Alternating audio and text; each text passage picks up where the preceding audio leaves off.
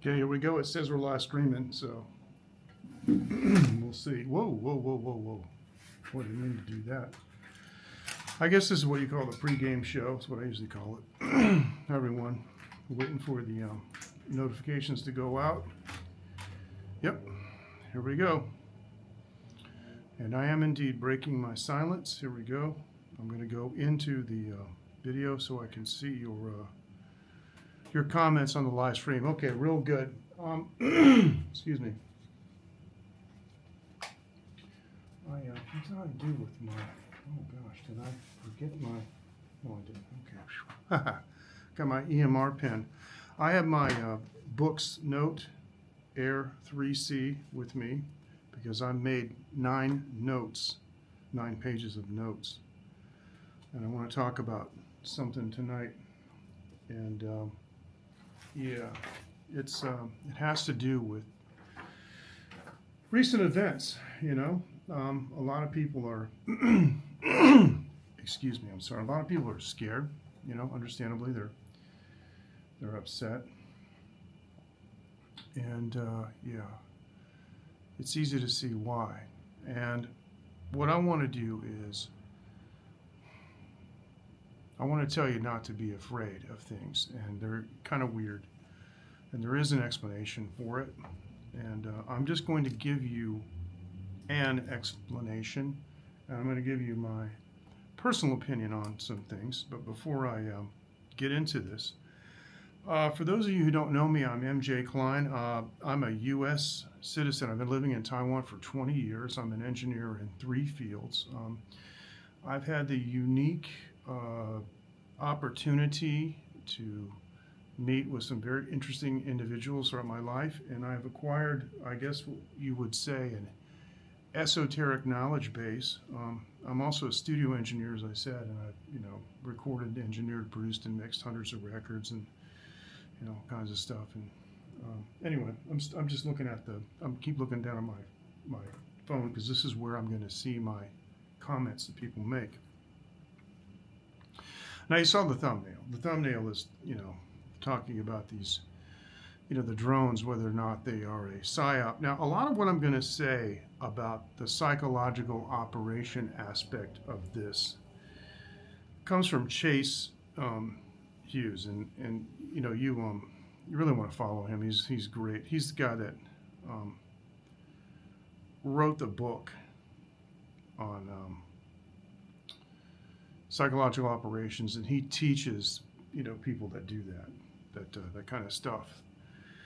And so what we're going to talk about tonight is UAPs, and they've recently also been called UAS, and I'm going to talk about that towards the end. That's a very significant term, UAS. It's very specific.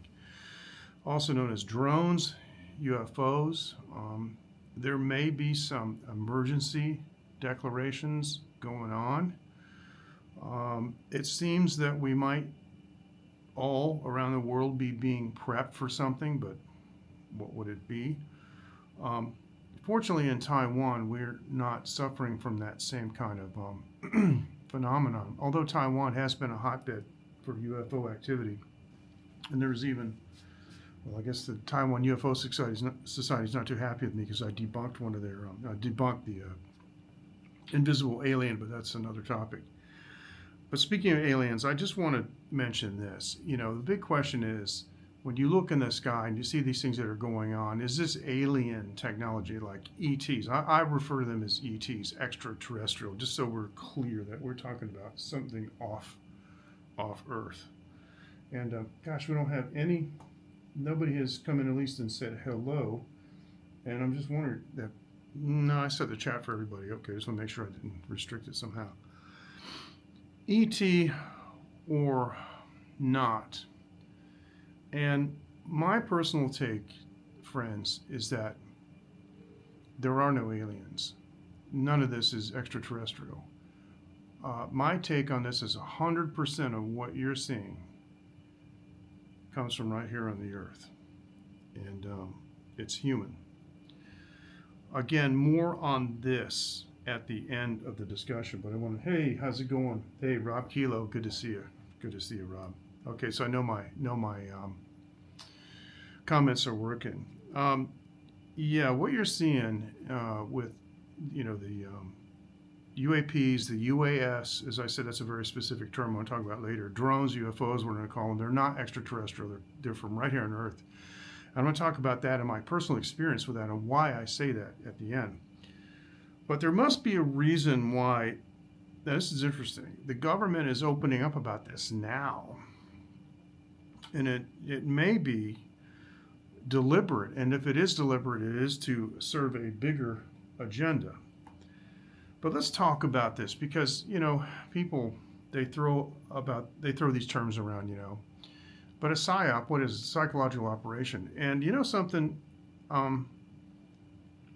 You can tell because there are properties, to everything. There's properties to psychological operations, and even a hit record in some ways is a PSYOP. There's a verse and a chorus, a hook, a bridge. It's designed to give you an emotional stimulus and keep you interested and manipulate you, which is exactly what news type PSYOPs do. And so let me get into this. I have 9 notes. I'm going to go through this pretty quick, but generally, number 1, it's a distraction tactic. There's usually some kind of a huge issue, an economic, political, global crisis, or maybe some bad behavior on the part of a noteworthy person that's about to be revealed, etc. Dave, good evening. Good to see you. Thank you for joining, and welcome from Japan. You guys follow Dave. He does live streams from Japan. Really fantastic. So this is the typical timing of a big distraction event. Suddenly, boom, there's all this stuff going on. And under, the radar, because it gets pushed down, are other things. Now, I don't know what that would be, but I will tell you that this week I've been reading about some. You guys know me. I just need to say this in your presence. I'm not political. In fact, I realize there is no political aisle.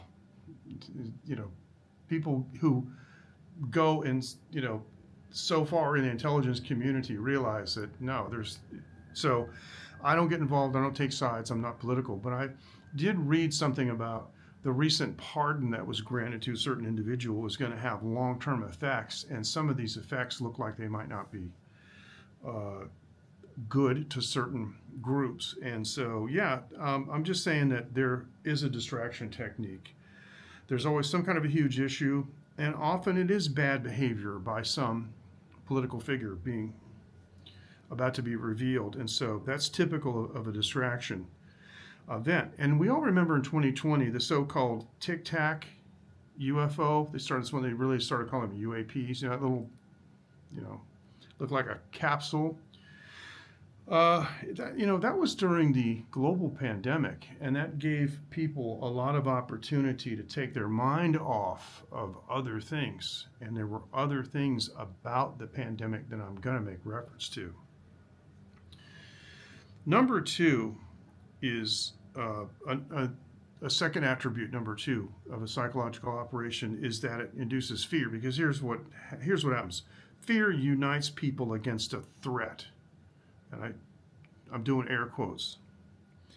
If the threat is big enough, people are more likely to, 1, trust their leaders, 2, give up freedoms, and 3, fully support and even promote the proposed solution. And we did see this during the 2020 pandemic. The way people were promoting the proposed solution without any actual scientific basis and often no personal experience with it. And boy, that was really something.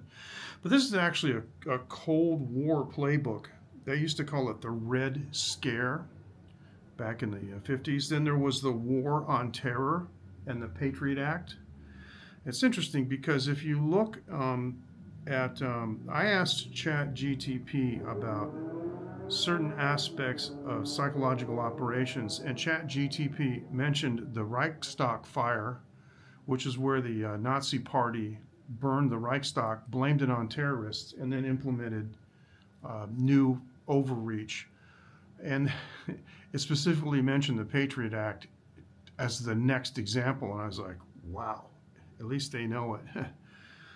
Number 4 is testing the water. Psychological operations want to test the waters, and what they're doing is they're testing to see the reaction and therefore how tolerant the public is towards the information that's being released. Do they accept it? And if so, then it can be escalated. You can escalate the narrative without any fear of pushback, and I think that's what's going on here. But you know, all of these above tactics are ancient. I mean, they go back to, you know, Bible times and before then. So in modern times, there was the Gulf of Tonkin incident. Now, one of the things I got to emphasize is do your research. I'm sitting here going blah, blah, blah, blah, blah in my studio on YouTube. I'm just a guy. I live in Taiwan. Don't trust what I say. Go do the research. But Wikipedia talks about the Gulf of Tonkin incident, which happened in Vietnam during the Vietnam War in 1964, August 2nd, 1964. Wikipedia says that the U.S. government deliberately, quote, I'm quoting, deliberately skewed intelligence. See, the North Vietnamese responded to a covert U.S. operation on August 2nd of 1964. Excuse me. A second incident was reported to have happened on August 4th, 1964, but it was imaginary. That's the term used on Wikipedia, and it never happened. But what that was used for was to justify further escalation of the activity of the war. In 1962, there was a now unclassified operation called Operation Northwoods. It was a plan for the U.S. to stage fake attacks, even having people killed, in order to justify military actions against Cuba. These are often called false flags. And so we all remember, you know, within recent memory, the PSYOP about weapons of mass destruction, sweeping changes, the Patriot Act, the new TSA, remember that, expansion of massive surveillance to fight terrorism. The government wanted this power, and so it created the environment for it to be implemented. These are all psychological operations. And the truth is, you know, you can replace any one of these terms, replace communism, you know, with terror or weapons of mass destruction, or with UFO or UAP, and you may begin to notice a pattern. And so, really, but why is this being done? And this is the important question. These operations have basically, like I said, a process. And the first thing is the normalization phase. See, they steadily release photos and things like holding hearings, even totally ineffective hearings generally. This happens a lot. You see on many YouTube videos these endless hearings. And you look at the comments section and it's like, nobody's going to do anything. Nobody's been charged. They have endless hearings. Yeah, this is part of the normalization. The repeated use of terms, okay, like UAP or UFO, etc. Remember, safe and effective. Remember that terminology? Yeah. All this keeps the public curious, but not panicked. And that's the key. Just keep them curious and panicked. But number 2, setting up for a big reveal. Now, here's the thing. If this is a psychological operation, this is going to happen, and it may happen soon. It may happen tomorrow, the next day. There will be some kind of a huge event. Now, related to this operation, you know, the hundreds and thousands of drones flying around, there's going to be a major sighting over a huge city, something like that. There will be irrefutable footage of it. It'll be undeniable somehow that this happened. Now, just understand that advanced technology does exist to fool people, holography, etc. And so you can, I'll talk a little bit more about that later, but you can do your own research. So it's fairly easy to fool a bunch of people. I mean, you've seen videos of like New Year's Eve celebrations or something that have like 1,000 lighted drones doing all kinds of things. I mean, there's things that can be done now that to fool masses of people. So there's going to be a big reveal. In addition to that, though, see, they started out with a normalization phase. Then there's a huge reveal. And then the next part of it is the need for a savior to save us from all of this. The threat is made to seem real. And then here's the key. The government steps in as the savior. And their proposal is more laws, more control, often more globalization and unity. That means possible power shifts, maybe working with governmental agencies where the people aren't elected, but then they're suddenly put into power. More powerful control in fewer hands. That's really kind of a key. The power is extended to a greater extent, but the control is placed in smaller hands. Recently, we've seen where parts of the World Health Organization want nations around the world to give up sovereignty if they declare some kind of international medical, like pandemic emergency, and suddenly all the governments have to do whatever they say. Well, these are unelected officials, and it's a handful of people that are trying to control the whole world. That's a good example of the needed savior. So there's actually on record, and I want you to do your own research, but there's actually a U.S. plan on record to reveal a fake alien invasion in order to scare people into doing something. So what may happen soon? Okay, again, going into the playbook of the PSYOP, escalation is next. More reports is going to be amped up.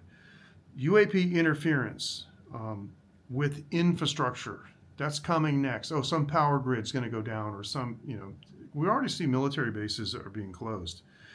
And so you may agree that we are actually seeing this now, in fact. But anyway, it's made to seem that real and urgent. It has to be real and urgent. Then there's a media blitz. Amplify the coverage. Just like that 2020 Tic Tac video. That got a lot of amplification. It just really got, out of proportion. Hey, Matthew. Thank you so much. Good to see you. I really appreciate it. I'm doing good, man. I haven't been on for 3 months. The world is a different place. I haven't been feeling too good. I'm better now. I've been kind of sick, and I don't know. But I needed to come on and tell people what I know. I probably have 4 or 5 views. I mean, I don't expect this video to blow up by any means. But that's what they're going to be doing now with the media blitz. But here's the thing. There's going to be some kind, this is number 3, of global event. Something crazy sounding. And it's going to be huge. And maybe even like, you may hear a report of a coordinated attack, or maybe first contact with alien species or something like that, And here's the key. I want you to understand this. For the PSYOP to be effective, it doesn't actually need to be real. There's no need for reality. It's about believability. Can you make people believe it? And I've said this before.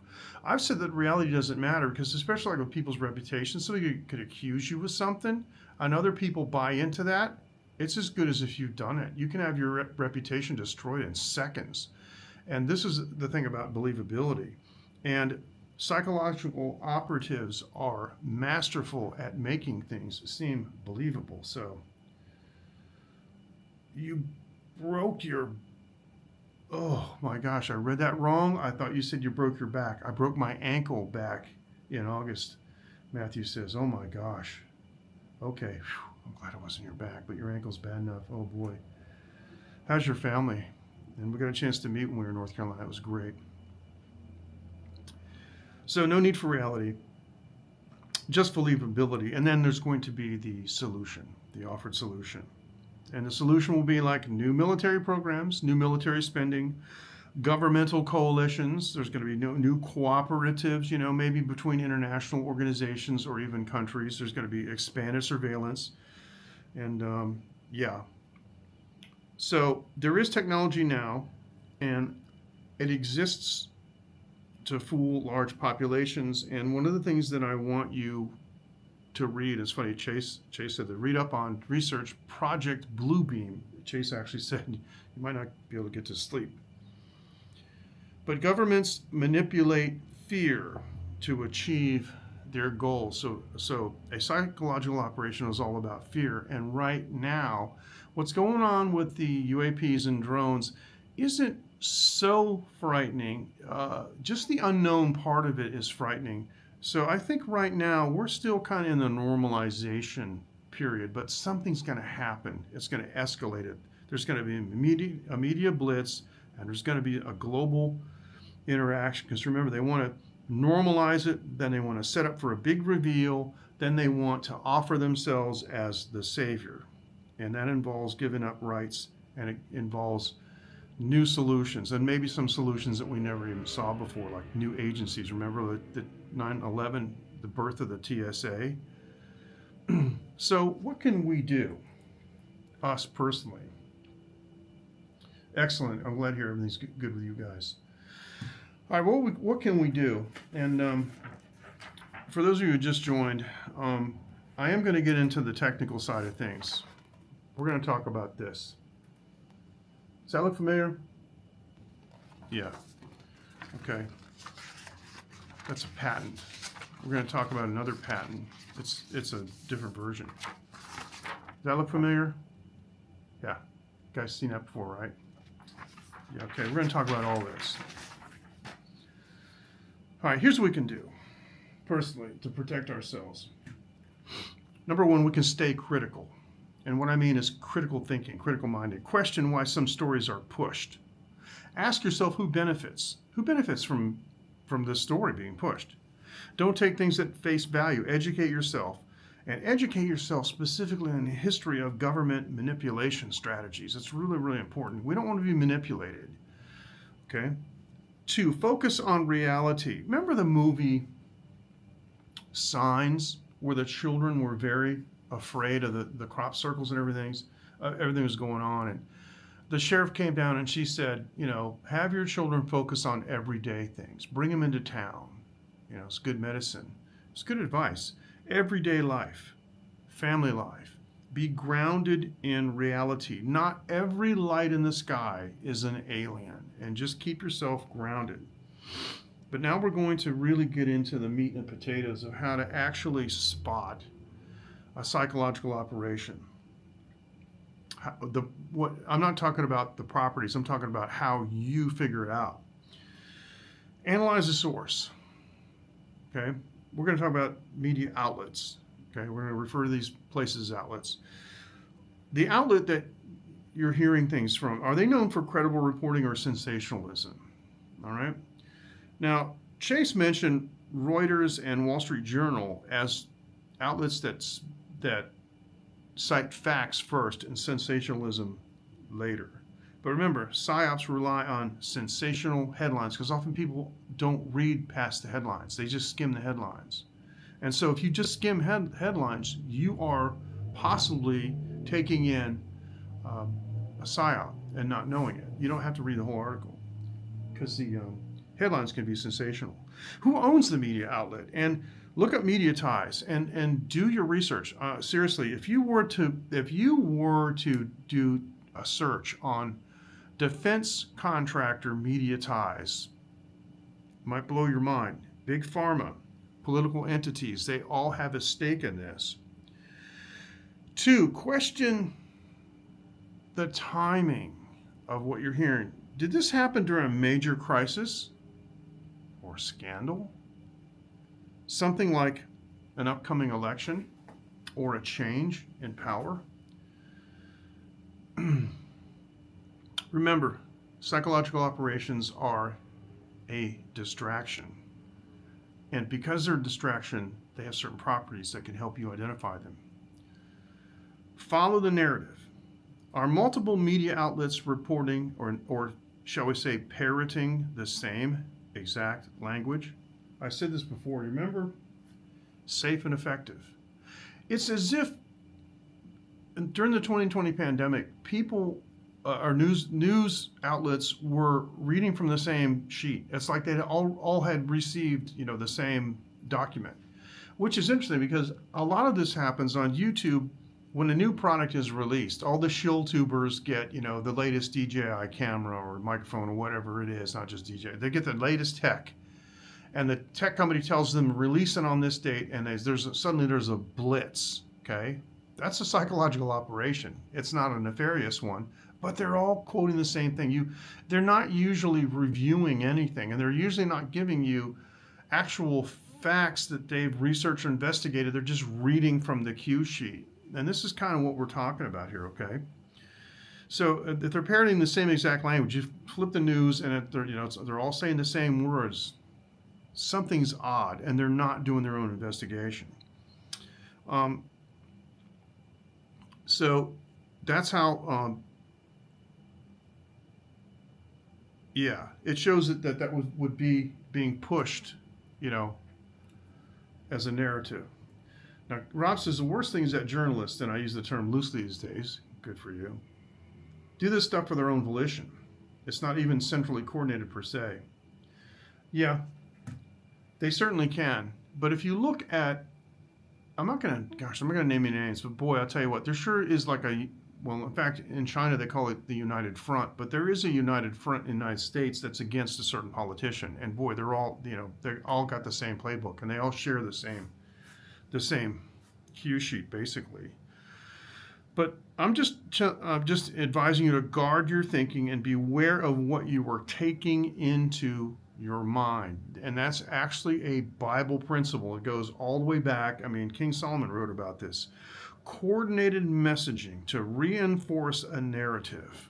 That's something that you want to think about. That's a property. Coordinated messaging. Look for copy-paste phrases such as safe and effective. That's a PSYOP. It is. And there are emotional triggers. Focus, authority, tribe, emotion. Okay? FATE, fate. You can do your own research on what that means. But emotional triggers are designed to make you react emotionally, but check evidence. Look for whether they're giving you reliable, credible, or undisclosed sources. That's the thing. And look at this. He says, yeah, they somehow become cheerleaders of authority. That's exactly right. And Matt's saying basically don't get brainwashed. Yes, that's right. But people who are often brainwashed don't know it, and because they think, anyway, I'm not going to get into it. But I have some personal friends that are getting news from one or two sources that are known to be leaning a certain way, and the things that they say, they're parroting talking points. So here's the big question. When you're listening to all this stuff, you got to ask yourself, is this going to expand governmental control or justify new laws? And if what they're saying does, it's probably PSYOP. Analyze coverage patterns. PSYOPs dominate news cycles. This is another very, very important aspect that we need to understand. Yep, it is scary. Matthew says it's scary. Real news coexists with other real news reports. Some things peak, some things spike, but nothing really dominates the news. Do you know what I'm saying? It's like everything that's going on goes on at the same time. But PSYOPs dominate news cycles. And here's another very important aspect. It's follow-ups. But just remember, if there's a single topic and it's everywhere, while major global events get completely ignored, it's probably a PSYOP. And if there's no follow-up, that's another key point. See, real news evolves with new updates. This just in, we have an update on this. There was a car crash, somebody went to the hospital. Okay, we have an update on the patient. Things like this. PSYOPs don't have updates. It's just the same narrative. They ramp it up, they amp it up, but it's not the same. But here is a key point. They fade once they serve their purpose. Boom. The 2020 Tic Tac. That's it. It hit maximum, ran its course, boom. Trying to let people know there's something out there without telling them what it is.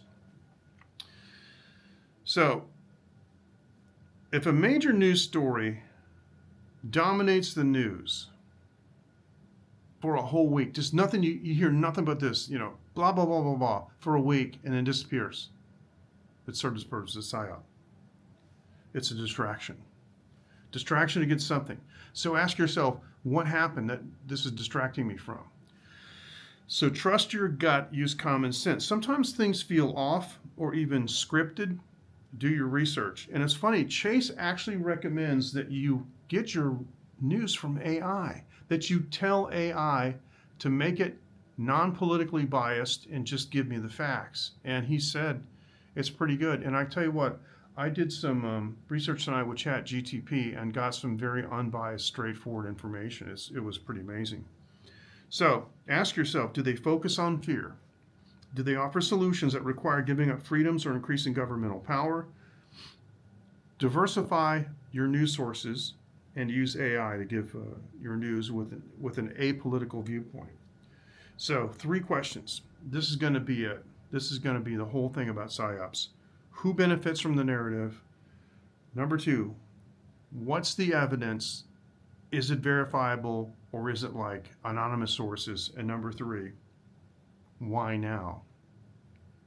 Ask yourself, why now? So, humans are easily controlled by fear. Excuse me. Strengthen your psychological state. Think about why you're told to be afraid. All right. I'm going to move into another section here. And this involves me a little more personally. But I want to talk about what these things actually are. Whether it's a psychological operation or not, I'm not going to tell you. I have my own viewpoints, but I'm going to allow you the dignity to make your own decision. I'm not going to tell you anything about that. Basically, we have things that are called drones and things that are called orbs, okay? This is my opinion. I'm going to tell you what it is based on. There's nothing extraterrestrial about that. There's alien, like people from other solar systems or other planets. There's nothing about that because these drones have navigation lights. Red, green, the aeronautical and maritime navigation standard. Remember there was an attempt to ban DJI, the DJI drones. Wow, and it failed. Wow, that'd be really something if this had something to do with that. I don't know. But remote ID was passed recently. So all hobby drones have to have remote ID, and one of the biggest opponents to remote ID were hobbyists who complained about the fact that excuse me, anybody with a mobile phone can download an app and open it up and will read the remote ID from any drone in the area and tell you where they're located. So if you're one of those people that just hates drones flying, whether they're flying over your property or doing anything wrong, if you just hate the idea of people flying drones, you could open up this app and go drive somewhere and hassle somebody.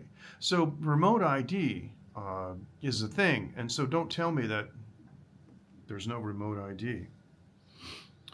Now, remember I was mentioning that at the beginning of the broadcast that one of the things that was mentioned was UAS, not UAP, UAS. There was an air traffic control conversation. It's black screen with basically white titles, text.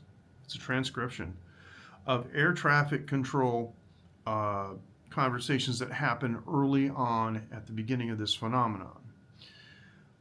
And at the time I listened to it, it didn't strike me until later because the operator said that one of the bases had been closed due to heavy UAS activity. That's unidentified, that's unmanned aerial systems. Not a phenomenon, systems. What are they referring to? What they're referring to is the military drones integration of in-air recharging. It's amazing. You know how for for years. I mean, refueling typical, even piston-powered aircraft from World War II with tankers. It's old technology. And today, all militaries around the world can refuel all of their conventional aircraft in the air. Well, the militaries can, at least the United States military and the other major militaries, have systems where the drones will connect to a mothership, recharge, and then leave. And so there are a number of videos that show drones merging or breaking off, and they call it a mothership. Of course, they're thinking about it being an alien mothership, but no, it's a UAS.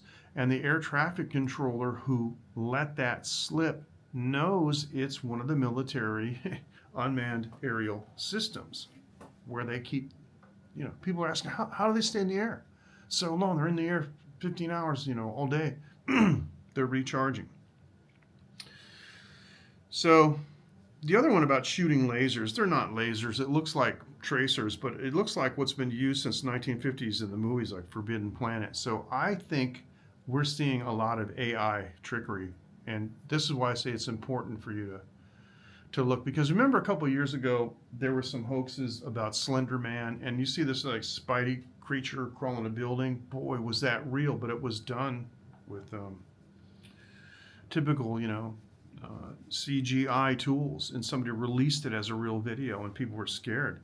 But I think there are people that just want to see the world burn. There's other people that just think everything's a joke, and so some of these videos that we're seeing are not real. They're clearly not real. Now let's talk about the orbs. These are clear.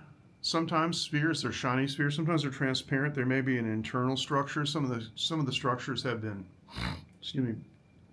identified as cubical in nature.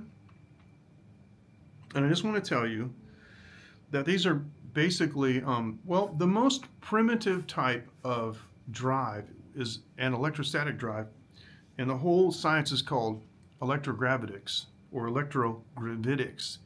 It's called a pseudo-science, but it's not. In 1956, Jane's Defense Weekly had an article, which I personally read. I had a copy of it, where they said in 3 years, by 1959, there would be a Mach 3 fighter saucer based on electrogravitics.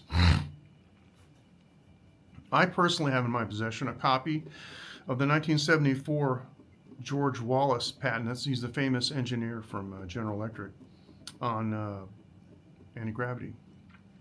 It's actually not that hard to do. When I was 1977, I was living in North Carolina, and I was taking my young stepbrother. My father had married second wife, and my little stepbrother, her son, lived in High Point. I lived in Greensboro. I took this kind of a back road going to High Point. Excuse me. Sorry. And I remember looking out the window and seeing some of the lights rising out of the woods. So I said, wow, this is cool. And I pulled over and stopped the car. And I was on the side of the road, and this thing was not very far away. I'm talking maybe 100 meters. And it rose up above the trees and flew beside, almost directly overhead. It was a triangular vehicle, shaped vehicle. And it was not, like a uniform shaped triangle. It was where it wasn't an equidistant triangle, It was shaped, like that, okay? Very narrow. Totally silent, vertical takeoff, and I could see the pilots. And they made no attempt to hide or, get away or anything like that. And they flew, and there wasn't an air base or anything. I couldn't see. Of course, back then we didn't have Google Maps or anything. But I'm like, Johnny, you see that? He's like, yeah. And it was virtually silent. I heard nothing like a jet engine, a turbo fan, nothing, nothing like that at all.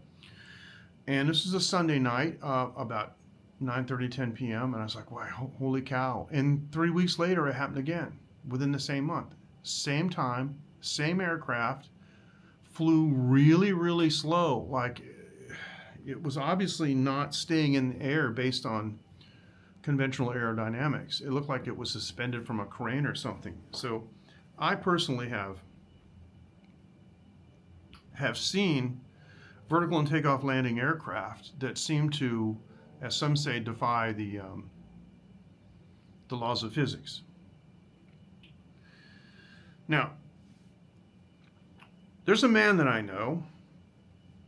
He is still alive. I'm not going to tell you how I know him or why, but I know Brigadier General Robert Drolet, U.S. Army, retired. General Drolet has had multiple Pentagon assignments. He had a 29-year Army career. There's a YouTube video, actually, about his career. He was head of the Patriot missile program during Desert Storm, and in 1992 he became a senior executive with the Space Systems Company at Lockheed Martin, where he served from 1992 until 2006. He's responsible for all defensive missile systems work in Huntsville. He's a top-level guy. He expanded Huntsville significantly. They started with around 100 people, and it increased over 600, and they built a number of different buildings. It really expanded. He got a lot of accolades and awards, and yeah. So this was a high-level executive. And so I asked him personally, me to him, Lockheed Martin have an electrogravitics program? Yeah, he said. I said, okay. Well, I got some other questions I'd like to ask you. He said, well, go ahead, ask him. And I said, well, I understand if you can't answer them. He said, fine, just ask. I said, okay. Well, given electrogravitics, have you made any significant progress? And he said, oh, yeah, we're doing things now that we could only dream about a few years ago. We made some very significant breakthroughs. This was like maybe a year or two after he had been at Huntsville. It wasn't, it was in the early 90s, right?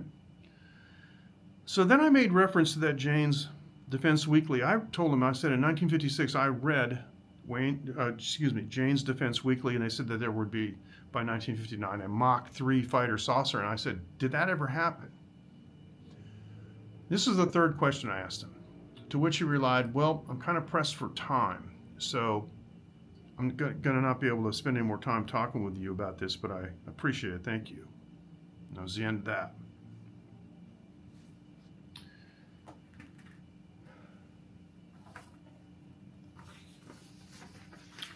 If you go to Google Patents and you search right there, triangular spacecraft. Notice this says spacecraft. A spacecraft having a triangular hull with vertical electrostatic line charges. Hate to say I told you so. On each corner that produce a horizontal electrical field parallel to the sides of the hull. This field interacting with a plane wave emitted by antennas on the side of the hull generates a force per volume, combining both lift and propulsion. And there's a bunch of mathematical formulas here, and they even had, in one of these documents, they had a copy of the antenna that were used. And if you have the dimensions of the antenna, because it mentioned that it was a quarter wavelength and halfway, then you could figure out what frequency they were operating at. But listen to this. The aircraft comprises the following components. A, triangular hull in the form of an equilateral triangle. So it wasn't like my, ship that I saw. B, two copper plates attached on opposite vertical sides of each of the three corners of the hull at such a sharp vertical edges form where they come together. That's important. C, an electrostatic generator used to charge the back two copper corners, 1B, to a high positive voltage, and the third forward copper cladded to a high negative voltage. So there you go. This is electrostatic, okay? And that's what this is doing. That's what it is. Anyway, this is a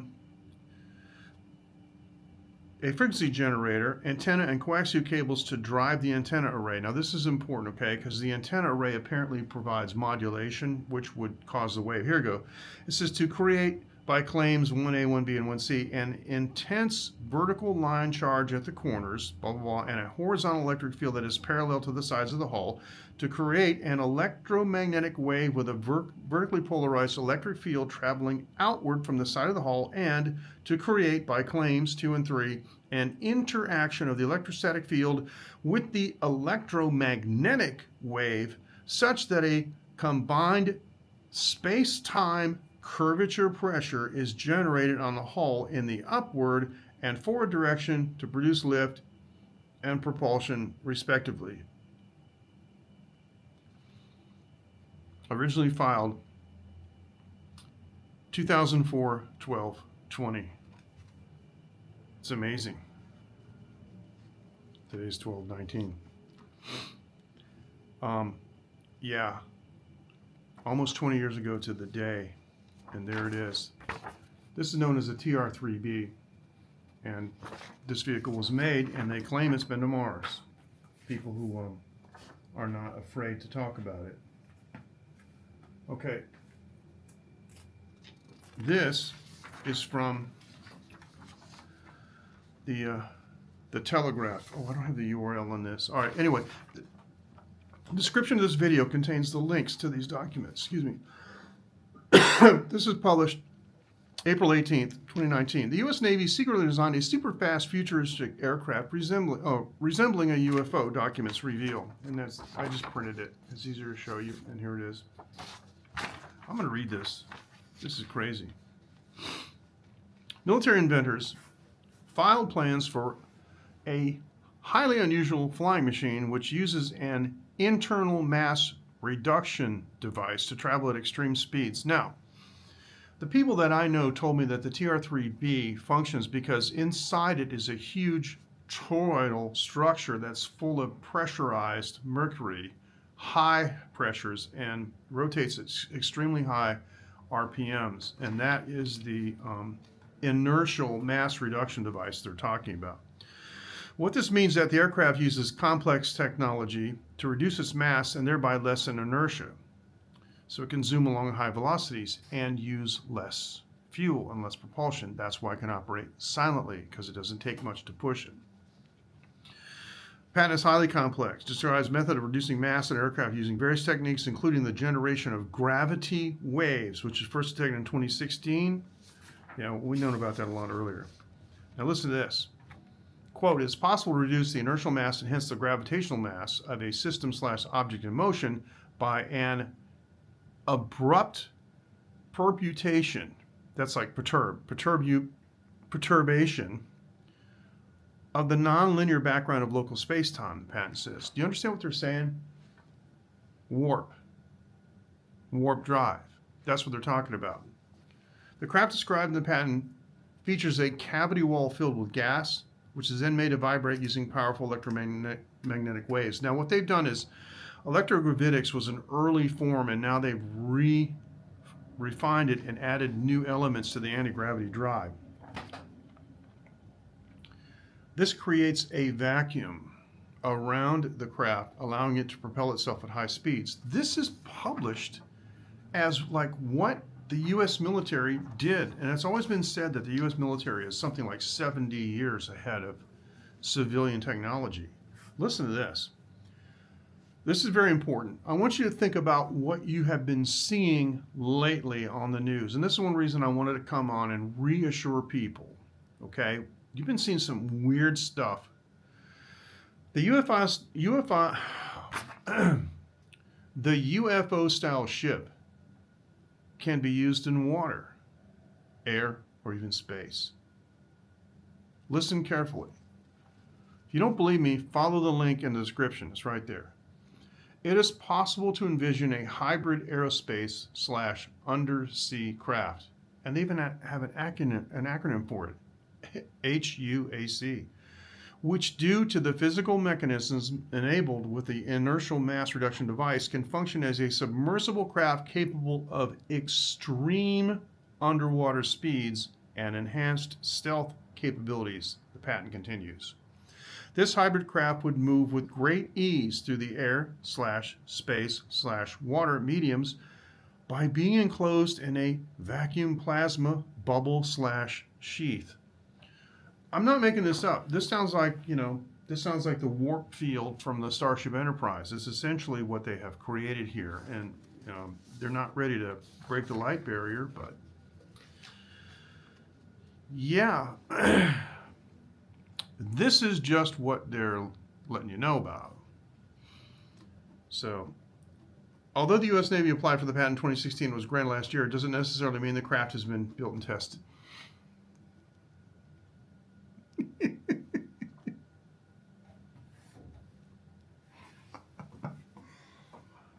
Yeah.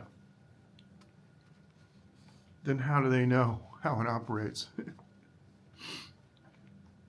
How do they know about it being enclosed in a vacuum plasma bubble sheath unless they turned it on? However, the technology is further evidence of the military's interest in developing exotic technologies. Yes. So there you have it. There you have it. Now let me see. Yeah, lucky guess. I guess you're right. So what I wanted to do was come on and reassure people that we're not being invaded by a hostile race of people from another planet. That's my opinion. Although I'm not going to rule out supernatural things happening, and I'm not going to get into that aspect in this broadcast. I may never get into that particular aspect. But with everything that's going on, people are scared, and I have a 12-year-old daughter, and I'm honest with her about all things, and she's we don't have this issue in Taiwan. I will tell you this though. Taiwan has a long history of incursion of Chinese drones, and a Taiwan company has developed some of the best anti-drone technology in existence. It's basically looks like a special rifle, and it shoots EMP pulse and takes them down. And if they start this business here in Taiwan, the Taiwan government will take them down. And if they don't come down with the gun, they'll try to shoot them. Now the thing is with these the orbs and the anti-gravity, I'm just going to call it anti-gravity drive system aircraft, just because of the way they're designed, they have electrostatic charges on the skin, and that can manipulate radar, can manipulate light. It can make them look like they're invisible because light can bend around it. That's real. The other thing is that it makes it difficult to get a radar lock, and also makes it difficult for other forms of detection. And you can't actually, my understanding is, due to the nature of that field, that bubble around, I mean, if it enables the aircraft to move through the water really quick because of a frictionless, I mean, it's got to be a very robust field, and so your little drone takedown gun is not gonna, it's not gonna be affected by that. I mean, it's not gonna be effective. So that may explain why some of the attempts to take it down have failed. That may also explain why there's not a coordinated effort to take them down, because once they discover they can't be taken down, like the general public discovers they can't be taken down, that's going to cause a lot more panic. But anyway, that's all I wanted to say. I think I may have said too much, and who knows, this video may be taken down. I don't know. I'm a small channel, but they struck down 2 videos that I had already where I said something about COVID vaccines 3 years ago, and they said that their policy is that they have to take down videos that could possibly cause egregious harm. Yeah, right. Some nearly 70-year-old guy in Taiwan babbling about something is going to cause egregious harm. Yeah, I have 2 words for you, but I don't like to use that kind of language. It is interesting information, and it's not all crap like people think. And these things are real, but not everything you see in the sky is real. And I saw a YouTube comment by one person that made on one of the videos where they said Oh, by the way, I didn't use the microphone. I'm just talking to regular camera. I think it's okay.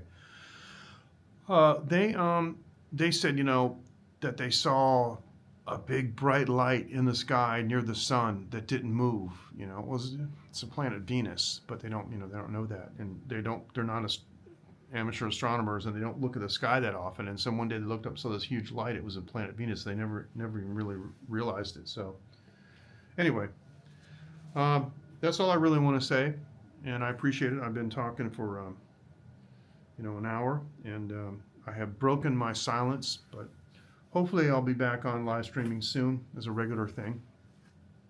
I want to thank everyone for joining. Thanks, Rob, Matthew, and David, and anyone else who bothers to watch. And please, like and share this video if you think what I said makes any sense. And if, family's great, thank you. And if you don't, feel free to not share it. If you really hate the video, I mean, so bad, you can punch the dislike button twice, to make it doubly, bad. That'd be good. So I'm going to go ahead and sign off, and I want to thank everyone for joining, and I will see you next time on The Real Taiwan. And I got to go back to my app and turn this thing off and make sure that I end the stream properly. So I'm going to say Zaijian, Wanan, good night from Taiwan, everyone, and thanks so much for joining, and we will see you hopefully soon. I'm probably going to go back to live stream again soon. I will. I'll tell her. Yes, I will. I appreciate that. Thanks. You guys take care, and we'll see you. And stay safe, and question all your news sources. That's all I can tell you. I think I got to pull this down to end the live stream, right? Because it says live. Yeah, because I'm not connected. Let me see if I can reconnect. Oh, here you go. Okay. All right, I think I can end it right now. So this live stream is going to end in 3. Thank you. 3, 2, 1.